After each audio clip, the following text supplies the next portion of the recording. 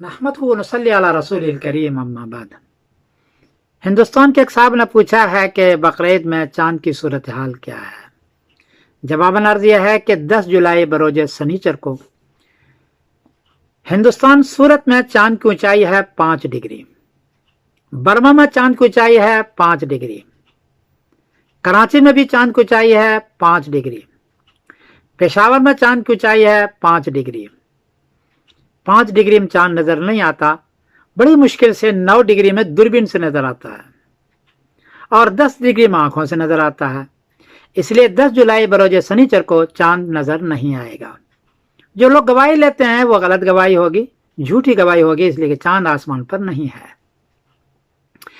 11 جولائی بروز اتوار کو ہندوستان میں چاند کی اونچائی ہے 16 ڈگری، برما میں چاند کی اونچائی ہے 15 ڈگری، کراچی میں چاند کی اونچائی ہے 15 ڈگری، پشاور میں چاند کی اونچائی ہے 14 ڈگری۔ اس لیے 11 جولائی بروز اتوار کو ان مقامات پر انڈیا، پاکستان، برما، بنگلہ دیش، ان مقامات پر 11 جولائی بروز اتوار کو چاند نظر آئے گا اور 12 جولائی بروز پیر کو ذی الحجہ کی پہلی تاریخ ہوگی۔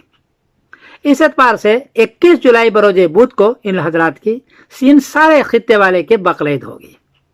میں ان حضرات کو 21 جولائی بروز بدھ کو بقرعید ہونے کی مبارکبادی دیتا ہوں۔ میں سمیر الدین قاسمی بول رہا ہوں مانچسٹر انگلینڈ سے۔ السلام علیکم ورحمۃ اللہ وبرکاتہ۔